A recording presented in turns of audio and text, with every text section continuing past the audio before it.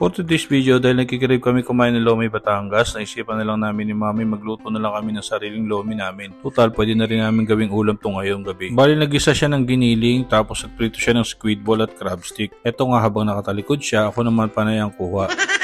Kaya nagagalit kasi nauubos ko na raw yung pansahog namin. Kanina pa kaya niya ako pinapalis, pasayaw-sayaw pa raw ako, pero inuubos ko naman daw yung pansahog namin. Wala na matitira daw sa kanila pati sa mga bata. Kaya ginawa ko, naligo na lang ako. Pero pagtapos ko maligo, kain muna ako para mamaya busog na ako.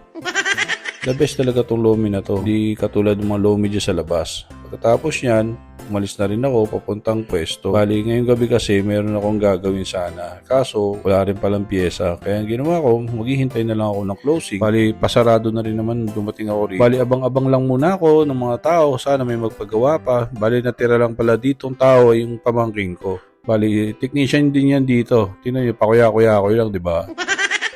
Alam nyo ba, nung dumating yan dito, wala talagang alam yan. Ang alam lang yan, magtawag ng customer, tumakbo ng pyesa. Pero sabi ko sa kanya, habang nandito ka, aralin mo yan. Habang nag-aaral ka, may dagdag kaalaman ka. Saka hindi mo rin masasabi, malay mo, balang araw, magkaroon ka ng sariling pwesto. At least alam mo na yung gagawin mo. Basta importante, wag kang manloloko ng tao. Wag kang manloloko ng customer. Sabihin mo kung ano talagang totoo.